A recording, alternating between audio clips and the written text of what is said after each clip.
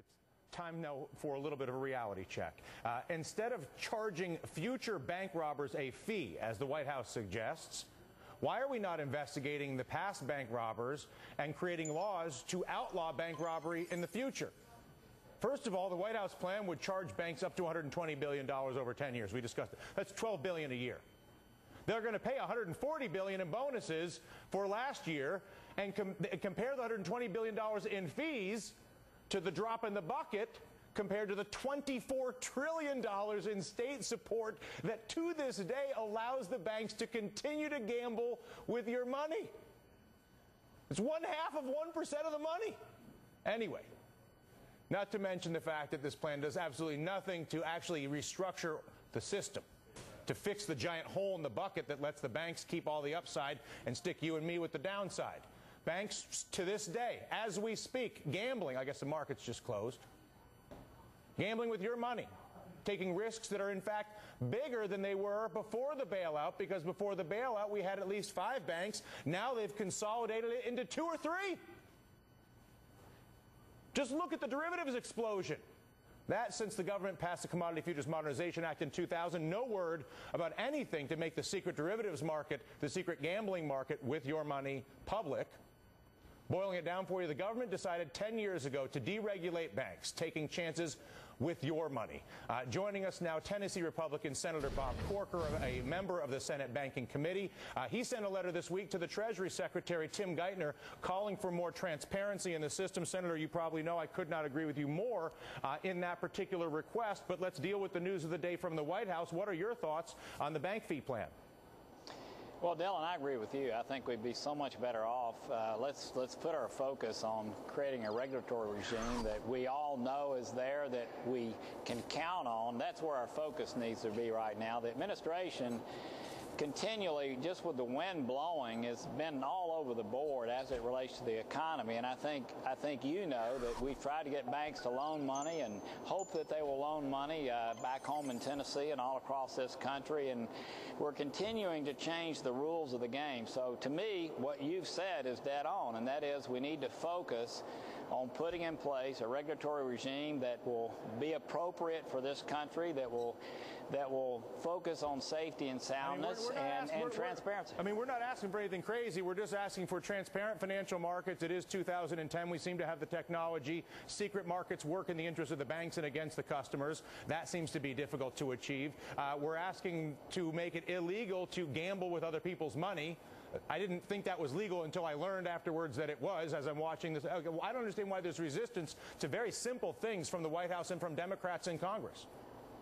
Well, I think we really have a good chance in the Senate to produce a bipartisan bill on regulation reform, and I think you know that Chris Dodd has put together some working teams with Shelby. I actually think we have a chance of doing something that people like you and others that are astute observers of what's happening in the financial markets will support. Yeah. So that's where we're spending all of our energy right now, not on trying to capture, if you will, the popular winds that are blowing. Let's do something that will stand the test of time. I agree with you. Of course. And the last thing that we have to deal with in the context of the bank robbery, if you will, again, paying yourself to lend money you don't have to people who can't pay it back, but you keep the fees for lending the money, would be either clawbacks from 99 to the present or windfall profits tax for 09 because of the windfall state support.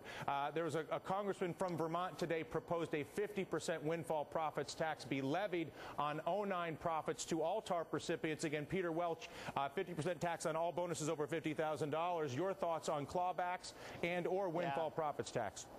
Look, I think one of the things we need to be careful of, Dylan, is continually changing the rules here. And look, I can tell you that I'm working heavily on resolution right now with Mark Warner, with other members of the committee.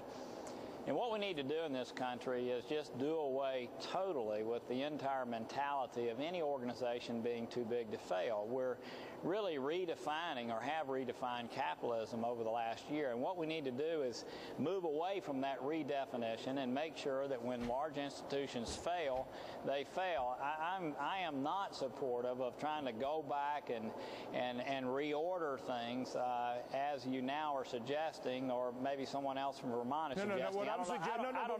What I'm suggesting, maybe just for purposes of clarity, what I'm suggesting is because of the creation of too big to fail and the exploitation of the too big to fail phenomenon, which allows me, Dylan Ratigan at Bank XYZ, if I'm an employee of that bank, to approach the $100,000 gambling table and just keep betting $100,000, and every time 100 comes back, I put it in my pocket, and every time a loser comes back, I give it to the taxpayer.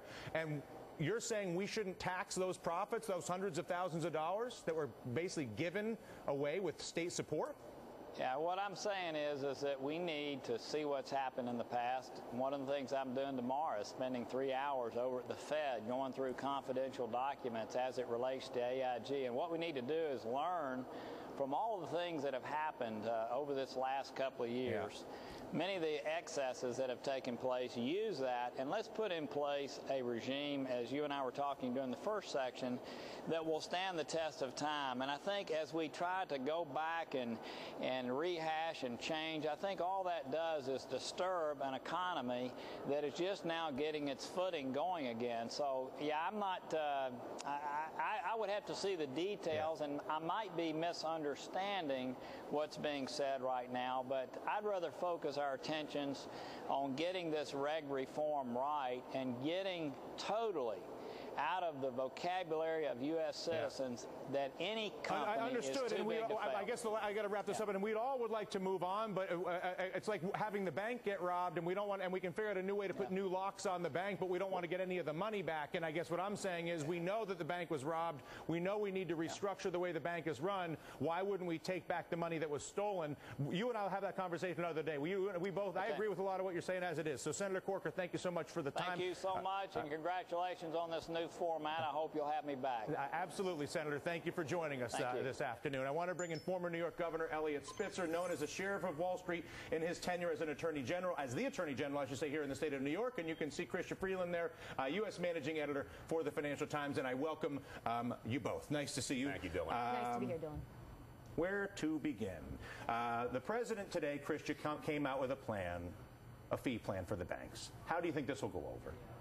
Does it address any of the problems? Depends on where. I think the people who were not very big fans of Eliot Spitzer when he was Attorney General will not be very big fans of this plan. But I think with the American public, I think this plan is going to be very, very popular. I think that there is a huge public anger about the bailouts. And as we see the big bonuses, which are going to be paid out for 2009, I think it just doesn't compute. You don't have to be a financial genius to feel that billions, trillions maybe of dollars were spent bailing out Wall Street. No, it's not maybe. 10%. But I got to take issue with that. It's not maybe trillions. Okay, it's a certainty. There were trillions of dollars and still are trillions of dollars. I'm just making the weakest possible case here, and even that is outrageous, right? 10% unemployment, and I think ordinary American people feel this is unfair. My concern, Governor, is that this is a political stunt.